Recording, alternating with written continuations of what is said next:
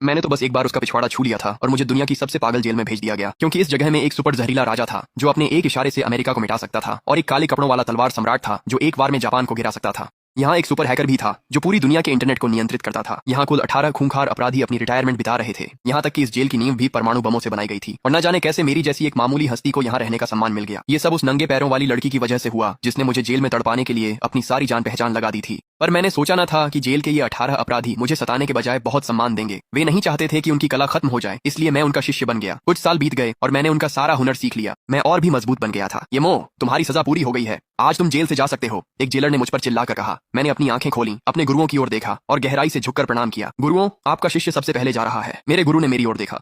अरे शरारती, आज इतने भावुक क्यों हो रहे हो? हमारी जिंदगी तो अब खत्म हो चुकी है, तुम्हारी तो अभी शुरू हुई है। जो हमने तुम्हें करने को कहा है उसे मत भूलना। गुरुओं, मैं जरूर वही करूंगा जो आपने कहा है। एक दिन का गुरु जीवन भर के लिए पिता होता है। अब मैं जा रहा हूँ। मैं जमीन पर घुटनों के बल बैठा, 3 बार सिर झुकाकर प्रणाम किया, फिर मुड़कर चला गया। जेल से बाहर निकलने के बाद मैंने आसमान की ओर देखा और ताजी हवा में गहरी सांस ली। आखिरकार मैं बाहर आ गया हूँ, उन लोगों के लिए जो कभी बाहर नहीं आ सके। अगले दिन मैं नानलिंग लौट आया। जैसे ही मैं उतरा, मैंने 2 सफेद बालों वाले बुजुर्गों को देखा। चुपचाप मैंने घुटने टेक दिए।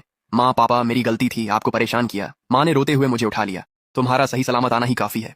मेरे पापा ने टैक्सी रुकवाई। मैंने पूछा, आपकी कार कहाँ है? मुझे याद आया कि जब मैं अंदर गया था तब हमारे परिवार के पास कम से कम कुछ कंपनियां थीं, लेकिन अब ऐसा लग रहा था कि कुछ हो गया है। वाकई, पापा ने कड़वी मुस्कान दी। शियाओमो, तुम्हारे अंदर जाने के बाद कंपनी मुसीबत में पड़ गई और आखिरकार ढह गई। हमने कर्ज चुकाने के लिए कारें और घर बेच दिए। उन्हें इतनी शर्मिंदा हालत में देखकर मेरा मन नहीं हुआ कि और कुछ पूछूं। माँ ने टोका, बच्चा अभी तो आया है। शियाओमो, भले ही हालात तंग हों, पर तुम्हारी और रुयान की शादी के लिए हमारे पास पैसे हैं। तुम्हें क्या लगता है हमें उनके परिवार के साथ डिनर पर शादी कब तय करनी चाहिए? लियू रुयान, मैंने मन ही मन उसका नाम लिया। वह मेरी हाई स्कूल की क्लासमेट थी और मेरी पहली मोहब्बत भी। उसके बारे में सोचते ही मेरे दिल में एक गर्माहट सी महसूस हुई। जेल जाने से पहले हमारी सगाई हो गई थी। उसने वादा किया था कि जब मैं बाहर आऊंगा तो वह मुझसे शादी करेगी। इसी वादे ने मुझे इन सालों में आगे बढ़ने की ताकत दी थी। घर लौटने के बाद मैंने नहाया और अपने माता पिता के साथ खाना खाया। माँ ने मेरे पसंदीदा कई व्यंजन बनाए थे। डिनर पर माँ ने खुशी से कहा, मेरी रुयान के माता पिता से बात हुई है, तय हुआ है कि आज रात मिलकर तुम्हारी शादी की तारीख पक्की करेंगे। जैसे ही वह बोल रही थी, किसी ने दरवाजे पर दस्तक दी। माँ ने दरवाजा खोला, तभी एक अधेड़ दंपति मेरे सपनों की उस लड़की के साथ अंदर आए। मेरे माता पिता हैरान थे। क्या हमें आज रात डिनर नहीं करना था? ये लोग अभी क्यों आ गए? हालांकि वे संदेह में थे, फिर भी उन्होंने उन्हें गर्मजोशी से अंदर बुलाया। लियू परिवार ने मेरे माता पिता की गर्मजोशी को नजरअंदाज कर दिया। लियू रुयान के पिता लियू जियानिन टांग पर टांग रखकर सीधे सोफे पर बैठ गए। उसने अपनी आंखें संकरी की और मुस्कुराया। ओल्ड ये, हम सालों से एक दूसरे को जानते हैं, तो मैं सीधा मुद्दे पर आता हूँ।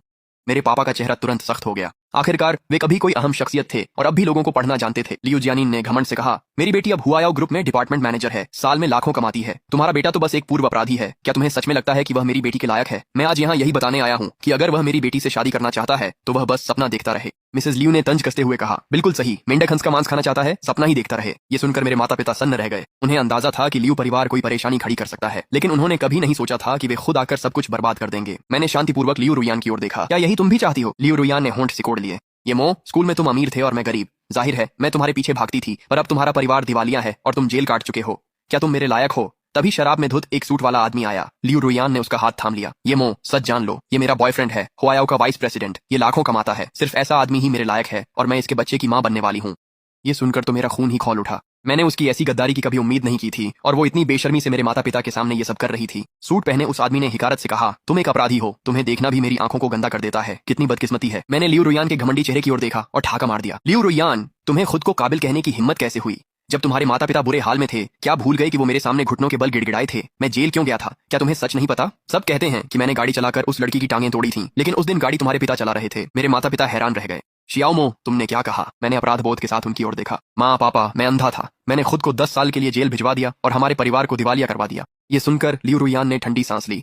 ये मो, इतना महान बनने का नाटक मत करो। ये सब तुमने अपनी मर्जी से किया था, इसका मुझसे क्या लेना देना? मैंने एक लंबी सांस ली। चूंकि तुम सगाई तोड़ना चाहती हो, मैं मानता हूँ, लेकिन उस वक्त तुमने मुझसे 10 लाख उधार लिए थे और मैंने तुम्हारे लिए 10 साल की सजा काटी। 15 लाख मांगना ज्यादा तो नहीं है ना? मैं तो ब्याज भी नहीं जोड़ रहा। बस मुझे 10 लाख दे दो, वरना सगाई तोड़ने का सपना भी मत देखना। लियू रुयान गुस्से से तिलमिला उठी। ये मो, क्या जेल ने तुम्हें बेवकूफ बना दिया है? आते ही 10 लाख की मांग कर रहे हो। हम तुम्हें कुछ क्यों दें? सूट पहने आदमी ने मुझे घूरते हुए भौहें सिकोड़ ली। लड़के, मेरा नाम जी बोढ़ा है, हुआयाओ ग्रुप का वाइस प्रेसिडेंट। उसके पेट में जो बच्चा है वो मेरा है। अब इन सब बातों का क्या मतलब? मानो या न मानो, मेरी एक चाल से तुम्हारा पूरा परिवार बर्बाद हो जाएगा। मैंने जी बोढ़ा को ठंडी नजरों से घूरा। मेरे पास अब भी असली सगाई का समझौता है, उसमें सब कुछ साफ साफ लिखा है।